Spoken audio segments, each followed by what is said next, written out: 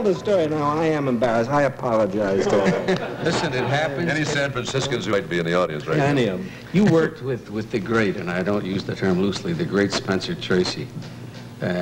He is, I've heard some of the quotes that he has had for young actors over the years. He wasn't a method actor, was he? I should say he wasn't. When Spence reduced everything to a fine powder. It made it so simple, and it seemed so easy that way. We had a method actor on a film once, and the guy sat in a chair in the middle of the stage and was trying to figure out his motivation for opening a door and coming into the room and crossing to a table. Is this a name actor? No, this is just a young actor, 23 years old. And Tracy's waiting because he's got to come in and make an entrance and meet this guy and take the letter from him. So I was really very kind and patient because that's my job. And after about an hour, the guy's sitting there still miserable because he can't get his motivation. So finally, Tracy came out and said, look, you enter the damn door and you cross the damn room, you go to the damn table because it's the only damn way to get into the room in the first place. Very basic. That's it. That's basic enough. Psychology. He had some gutsy advice for young actors, too, that he delivered at a press conference in Berlin. We were in Berlin for Judgment in Nuremberg, and must have been 500 press with cameras and sound booms and all kinds of guys in every language. And, of course, the room hushed when the question was asked. And this man said, Mr. Tracy, after all these years, what is your advice to the young actor?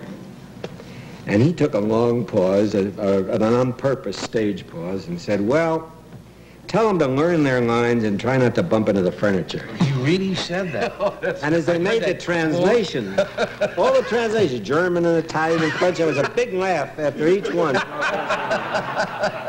But that's Tracy. You know, you talk about actors. I mean, I talk about everybody. Once I said in a newspaper piece in an interview that I thought Oscar Werner was perhaps the greatest actor with whom I'd worked in recent years. And I got a cable from Tracy saying, what the hell is this? You're mentioning somebody's the greatest actor with whom you ever worked. And I had to cable him back and say, Spence, I meant human actor. You're more than that. Oh, what a cover-up. A pretty good cover-up. Good thinking. Good thinking. And he was. He was. You told me a wonderful story a minute ago that your wife was expecting your now 12-year-old daughter during the making of well, Yes, He's Coming to Dinner. The reason that came up, it says Katharine Hepburn. And it was misspelled. Our slide was misspelled. The reason that I would know that so clearly, besides knowing Kate, is that during Guess Who's Coming to Dinner, my wife had our first child, and in having that child, she was supposed to have a boy, because Spencer Tracy had said that kid's going to be called Spencer. And we were very good friends. And you were going to name him Spencer. We were going to name him Spencer. It was a girl.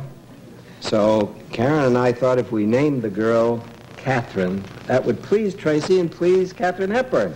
And it did. Tracy groused a lot as though, you know, it's all fake, the whole thing. But we named it, and Katharine is spelled Katharine. But there are about 4 or 5 different ways to spell Oh, Katharine, sure. so. But to Katharine Hepburn and to Katharine Kramer, our apologies. Indeed.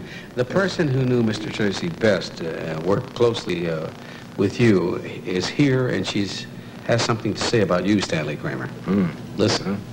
This is... Dear Mike Douglas, did you ask me what I think of Stanley Kramer?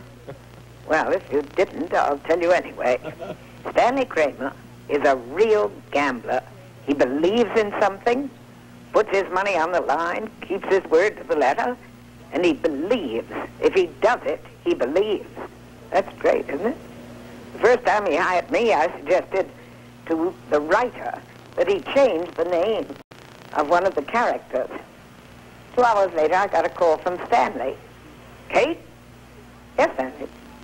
Did you suggest to Willie that he change the name of your daughter? Yes, Stanley, I did. And I also said that I thought it was the greatest script I'd ever... Stanley butted in. Look, Kate, just shut up, will you? Just don't ever say anything to a writer. Just keep your trap shut. Don't utter. And he hung up. That's what I love about Stanley. He expresses things so simply, and he knows what he wants, and you know where you stand. Give him a hug from me, will you? Oh. Miss Katharine Hepburn. And we'll be right back with a word from Sidney Courtier right after this.